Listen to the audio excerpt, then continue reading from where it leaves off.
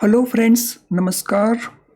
आप सभी को नमस्कार। आप सभी का वेलकम इस क्लास में। You all are welcome to this class. Live class में जितने स्टूडेंट्स ऑलरेडी ज्वाइन कर चुके हैं क्विकली वो कंफर्म कर देंगे। आपका ऑडियो वीडियो एक्सेसिबल है। So all live class students who have already joined quickly confirm please your audio video is okay, it is accessible to you. So कर दीजिए कंफर्म। मैं वेट कर रहा हूं आपका confirmation so that we can start. तो चलिए शुरू करते हैं। हमारा ये डिस्कशन हम कंटिन्यू कर रहे हैं फ्रॉम द प्रीवियस सेशन, और इसमें हम फर्दर डिस्कस करेंगे कंज्यूमर प्रोटेक्शन एक्ट 2019 के और प्रोविजंस। फ्रेंड्स याद रखें, this is part of your general banking topics part, जो बेस्ड है आरबीआई गवर्नमेंट गाइडलाइंस या इंडियन लॉ के ऊपर। और ये सेशन इक्वली यूजफुल है for all bankers in all scales and in all banks. तो चलिए, हम बात कर रहे थे पहले डिस्ट्रिक्ट कमीशन की, तो इसमें हम शुरू करेंगे स्टेट कमीशन को। State commission, so state commission को लेकर के क्या क्या प्रोविजंस हैं। पहला, it consist of a president where maximum age is 65 years, maximum term is 4 years and minimum 4 members. So president and minimum 4 members. So district commission में minimum number of members कितना था? Any answer? Can you recall कि district commission में minimum number of members कितना है? Yes, very correct. So it is 2, 2. It can entertain complaints against unfair contracts where value is up to rupees 10 crore. अब यहाँ पे दो चीजें हैं। अगर हम लेते हैं इसकी पेक्यूनरी जुरिस्डिक्शन जनरल, तो जनरल में हमने नोट किया था amount is up to rupees 2 crore।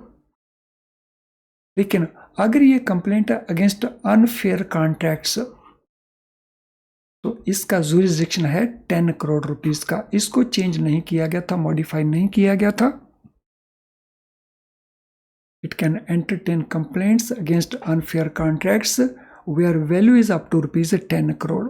तो दो चीज़ों को मिक्स नहीं करना। अगर सिंपल क्वेश्चन पूछा जाए कि इसकी पेक्यूनरी जुरिस्डिक्शन कितनी है, तो हमारा आंसर 2 crore रहेगा। लेकिन अगर वो स्पेसिफिकली पूछता है अनफेयर कॉन्ट्रैक्ट्स को लेकर के, तो ये वैल्यू रुपीज 10 crore हमारा आंसर बनेगा। अपील, इसके जो भी डिसीजंस होंगे उसके लिए अपील का पीरियड 30 days का है। So aggrieved persons can prefer an appeal to national commission. तो इसके अगेंस्ट अपील कहां की जाएगी? नेशनल कमीशन को। और अपील का पीरियड क्या रहेगा? 30 days का। तो क्या यहां पे आप बता सकते हैं कि अपील अगेंस्ट डिस्ट्रिक्ट कमीशन उसका पीरियड कितना है? Appeal against decision of district commission, yes, उस केस में इट वाज 45 days। तो यहां पे अपील का पीरियड 30 days है। Appeal by a person required to pay the amount, यानी जो लायबिलिटी पार्टी मानी गई है, अगर उसने अपील करना है तो that could be entertained after deposit of 50% of that amount. तो जिस पार्टी के खिलाफ ये डिसीजन हुआ है, यानी अपोजिट पार्टी के अगेंस्ट, तो that opposite party will pay this amount which is 50% of the decided amount. तो 2-3 चीजें इंपॉर्टेंट हैं। अपील नेशनल कमीशन को किया जाएगा, पीरियड 30 days का रहेगा, और 50% अमाउंट पहले डिपॉजिट करवाना होगा अगर उस पार्टी को अपील करना है जिसकी लायबिलिटी बनती है अमाउंट पे करने की।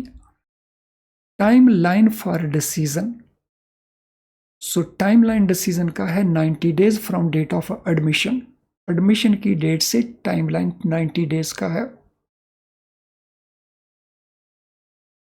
सो डिस्ट्रिक्ट कमीशन का जो टाइमलाइन कितना था, क्या बता पाएंगे कि डिस्ट्रिक्ट कमीशन में टाइमलाइन कितना था? सो डिस्ट्रिक्ट कमीशन में दिस टाइमलाइन वाज 3 मंथ्स और लैब केसेस में 5 मंथ्स। गुड्स का टेस्टिंग वेस्टिंग है तो it is 5 months and normally it was 3 months. After state commission now let us see national commission, इसकी position क्या है? National commission, national commission के case में इसमें प्रेसिडेंट है और मिनिमम 4 मेंबर्स हैं। President age 70 years, term maximum 5 years. So it consists of number 1 president and number 2 minimum 4 members. इसका जुरिस्डिक्शन, इसका 2 तरह का जुरिस्डिक्शन है। एक complaint against unfair contracts, complaint against unfair contracts where value is more than 10 crore. तो unfair contracts अगर 10 करोड़ तक हैं तो वहां पे जुरिस्डिक्शन है स्टेट कमीशन का, हमने ऊपर इसको देखा था। 10 करोड़ से ऊपर हैं तो फिर ये आएंगे नेशनल कमीशन के साथ। और यहाँ पे इसको भी मिक्स नहीं करना, इसकी जो जनरल अमाउंट है, अगर क्वेश्चन में कुछ नहीं लिखा जाता तो जो जनरल अमाउंट है that is more then ₹2 crore. लेकिन अगर स्पेसिफिकली लिखा गया अनफेयर कॉन्ट्रैक्ट्स तो वो अमाउंट है exceeding 10 crore rupees. And secondly इसकी जुरिस्डिक्शन है appeal against order of central authority, CCPA। So CCPA कई प्रकार की पेनल्टीज इंपोज कर सकते हैं, ऑलरेडी हमने फर्स्ट लेसन में देख चुके हैं इससे रिलेटेड। तो उसके ऑर्डर के अगेंस्ट भी यहां नेशनल कमीशन में अपील किया जा सकता है।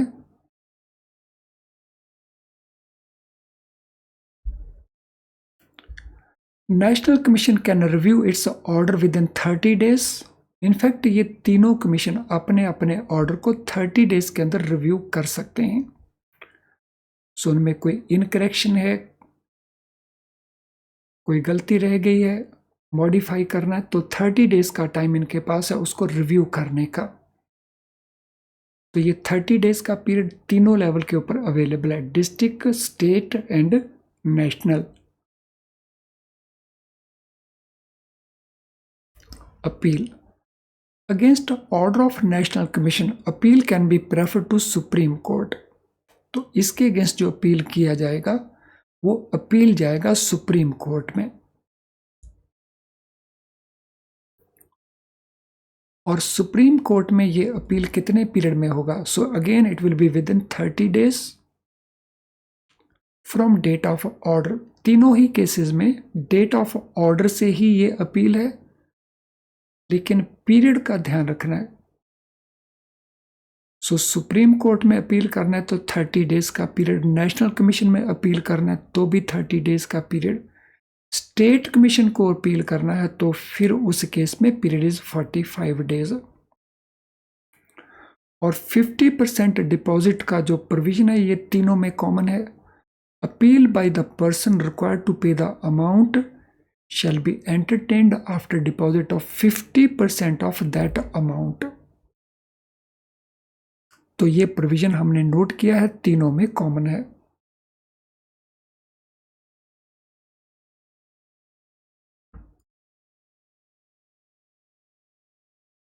I am sure everything is very very clear so far. यहां तक हर चीज अच्छे से क्लियर है।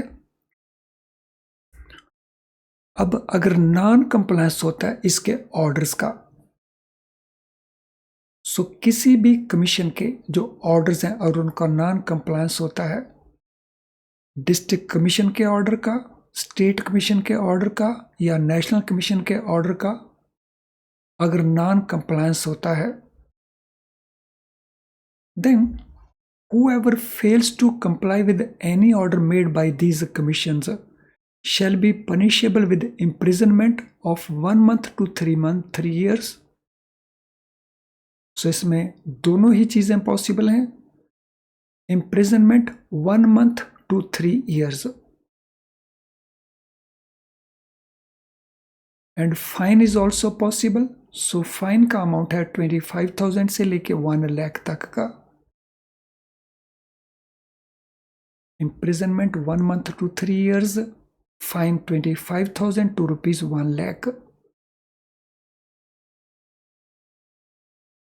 तो ये दोनों ही चीजें पॉसिबल हैं.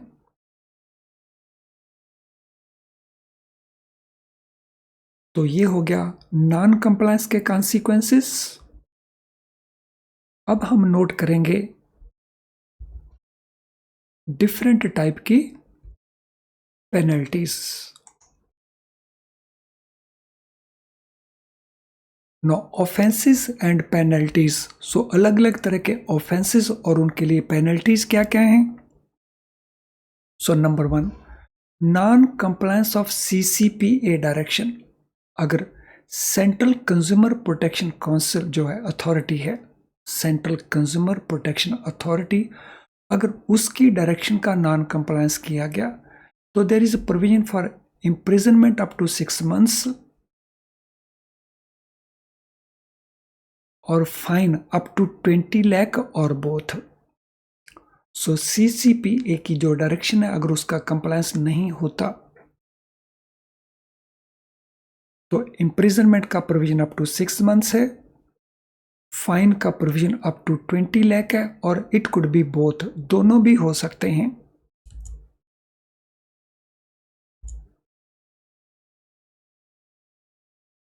नो फॉल्स और मिसलीडिंग एडवर्टीजमेंट. अगर कोई फॉल्स या मिसलीडिंग एडवर्टीजमेंट दी जाती है, imprisonment up to imprisonment up to 2 years, 2 साल तक का इम्प्रिजनमेंट का प्रोविजन है, and fine up to ₹10 lakh, 10 lakh रुपए तक का फाइन है. और अगर वो फॉल्स या मिसलीडिंग एडवर्टीजमेंट रिपीट होती है, for every subsequent offence imprisonment can be up to 5 years and fine up to 50 lakh. For every subsequent offence, हर एक सब्सिक्वेंट ऑफेंस के लिए, यानी जितने भी बार वो रिपीट होगा, तो imprisonment up to 5 years and fine up to 50 lakh.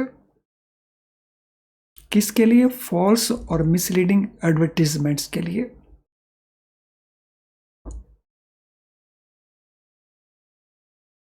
और प्रोविजन क्या है?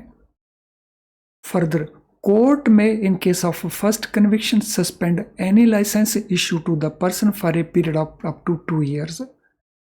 तो ऐसा भी हो सकता है कि कोर्ट यानी ये कमीशन फर्स्ट कन्विक्शन के केस में लाइसेंस ही कैंसिल कर दें उस एक्टिविटी के लिए जो कंडक्ट की जा रही है, और कैंसिलेशन का पीरियड होगा up to 2 years. So cancellation of licence is also possible. तो that will be in case of first conviction.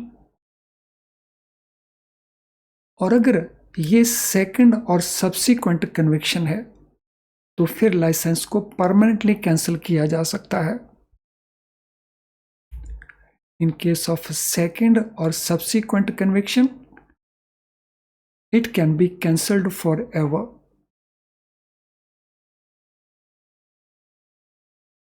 तो मैं रिपीट कर देता हूं quickly. Offences and penalties: non compliance of CCPA direction, imprisonment up to 6 months और fine up to 20 lakh और both.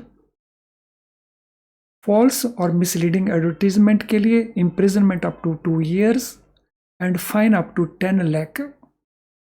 और अगर सब्सिक्वेंट ऑफेंसेज हैं तो एवरी सब्सिक्वेंट ऑफेंस के लिए imprisonment up to 5 years and fine up to ₹50 lakh.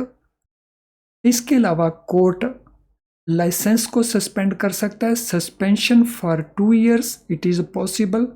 और अगर रेपिटेशन है, सब्सिक्वेंट कन्विक्शन है, तो फिर लाइसेंस का रद्द होना, कैंसिल कर देना। तो आई होप हम ऑल प्रोविजन को अच्छे से अंडरस्टैंड कर चुके होंगे, नोट कर चुके होंगे। तो चलिए अब इनके बेसिस के ऊपर हम कुछ क्वेश्चंस को टेक अप करेंगे। So let us see the questions. So पहला question, what is maximum age limit for president of district commission? District commission के प्रेसिडेंट का मैक्सिमम एज लिमिट कितना है? 60 years, 65 years, 70 years और 75 years। तो recall करें, बगैर नोट्स को रेफर किए कोशिश करें, नोट्स को रेफर ना करें, अदरवाइज आंसर प्रोवाइड करें क्वेश्चन नंबर 1 के लिए।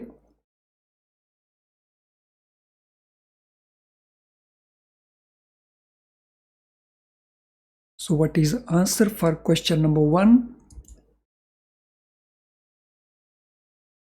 Yes, question number 1 के लिए answer is 65 years. Option B is the answer. Question number 2. How many members are required for district commission to be constituted? District commission को constitute करने के लिए कितने मेंबर्स की जरूरत है? At least 1 member, at least 2 members, at least 3 members या at least 4 members? Question number 2 क्या आंसर रहेगा क्वेश्चन नंबर 2 के लिए? How many members question number 2 में? Yes, very right. तो इसमें हमारे एटलीस्ट 2 मेंबर्स होंगे, कम से कम 2 members, minimum 2 members, at least 2 members. Question 3, what is the time limit for admissibility of a complaint at a district commission from date of filing?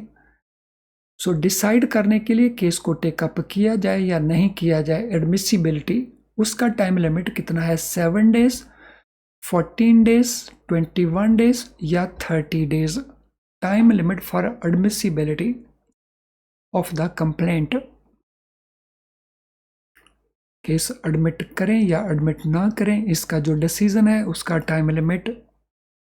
So this time limit is 21 days, 21 दिन का ये time limit है। Question number 4, if district commission decides to settle a dispute through mediation, how many days does it have to obtain parties consent and refer the matter for mediation? तो यहाँ पे 2 time limits पूछी गई हैं, consent लेने का और उसके बाद रेफर करने का matter for mediation. So it is within 1 day, it is within 3 days, it is within 5 days और it is within 7 days। तो how many days does it have to obtain parties consent? तो parties consent लेने के लिए it is 5 days period, 5 days का। तो यहाँ पे जो आंसर आया है वो पहले वाले पार्ट का आया है, केवल इस पार्ट का आंसर आया है।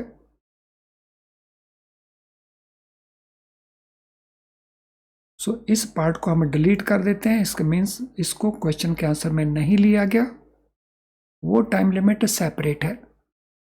चलिए अगले क्वेश्चन के ऊपर चलते हैं। Question number 5, what is the time limit for district commission to send copy of the complaint to opposite party for their version after receiving the complaint? यानी अपोजिट पार्टी जो डिफेंडेंट बनने वाला है उसको ये कॉपी कितने दिनों में भेजा जाएगा कंप्लेंट का? With in 14 days, with in 21 days, with in 30 days या with in 45 days? Carefully read करें इन सभी टाइम लाइन्स को, लगातार इनके ऊपर क्वेश्चन पूछे जा चुके हैं। तो यहाँ पे टाइम लाइन है डिस्ट्रिक्ट कमीशन के लिए to send copy of complaint to opposite party.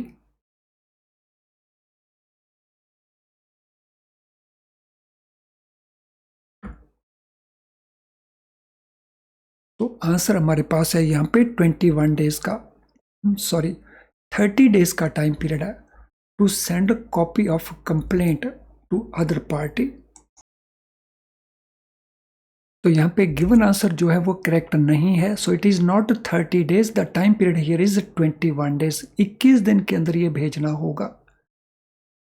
Next question, If a district commission needs to refer a sample to a lab, what is the maximum time it can direct lab to report within?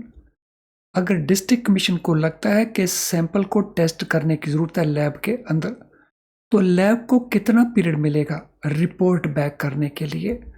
30 days, 45 days, 60 days और 90 days. तो lab will report the position within how much period? Question number 6, what is the answer? So question 6 का जो answer हमारा बनता है वो है 45 days का. Option B is the right answer. तो इसको मैं काट के ठीक कर दूं ताकि कोई कंफ्यूजन नहीं रहे किसी के माइंड में. तो this answer here is B. तो दैट इज 21 डेज. तो यहां पे हमारा आंसर है. Let us now go to next question. What is maximum period for district commission to make a decision after receiving a reply from the opposite party? तो कितने period में district commission में decision देना है? 1 month, 2 months, 3 months या 5 months? After receiving reply from the opposite party, so what is the timeline? कितना timeline है? So timeline here is 3 months. 3 महीने का ये टाइमलाइन है. It is 3 months. तो 3 महीने का ये टाइमलाइन है.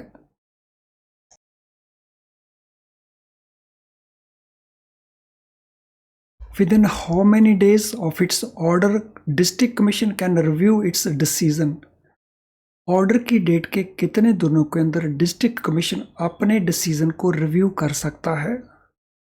सो 15 डेज, 30 डेज, 45 डेज या 60 days. Review period of the order कितने पीरियड में ये रिव्यू किया जा सकता है? So this review can be done with in A period of 30 days. 30 दिन के पीरियड में ये रिव्यू पॉसिबल है. How long does aggrieved person have to prefer an appeal to state commission from date of district commission's order? District commission order के date से कितने दिनों में अपील किया जा सकता है स्टेट कमीशन के पास? So it is for 15 days, it is 30 days, it is 45 days या it is 60 days. अपील का period to state commission against order of district commission. So how much is this appeal period? So this appeal period is 45 days from district to state. 45 days period. What type of complaints can state commission entertain based on value of contract? अगर वो contract है उसकी value के ऊपर based किस प्रकार की complaints state commission entertain कर सकता है? Value up to ₹2 crore, value up to ₹5 crore, value up to ₹10 crore या value up to 15 crore.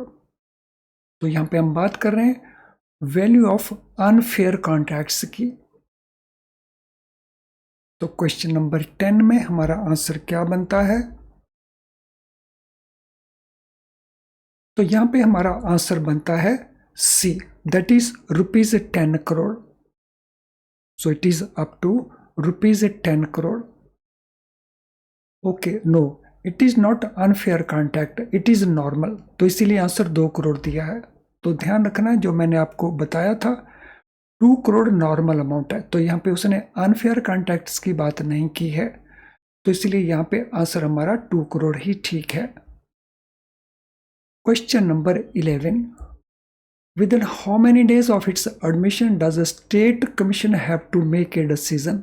State commission को कितने पीरियड में डिसाइड करना होगा from date of admission of the case?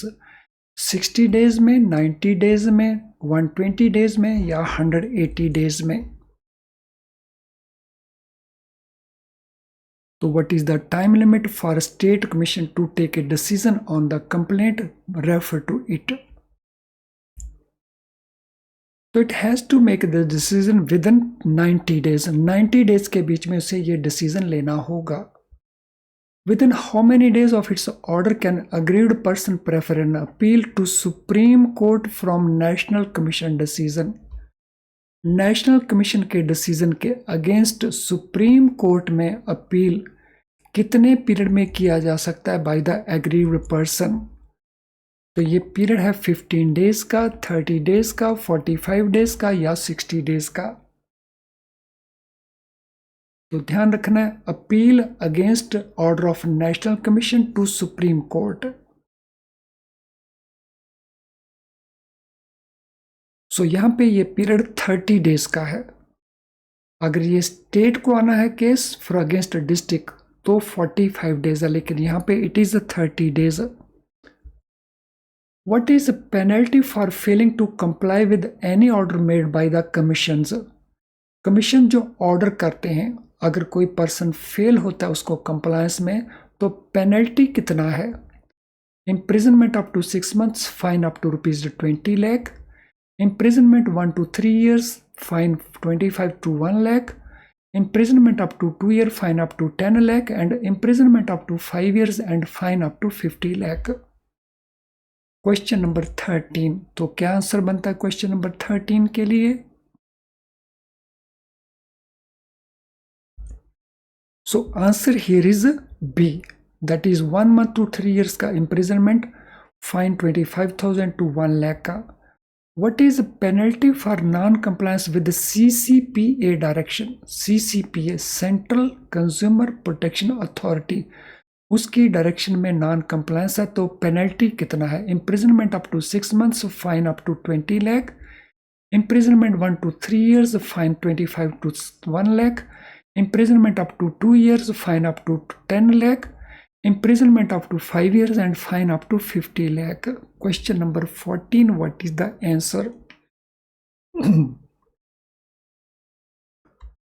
तो यहां पे हमारा जो आंसर बनता है वो है ए, imprisonment up to 6 months and fine up to 20 lakh.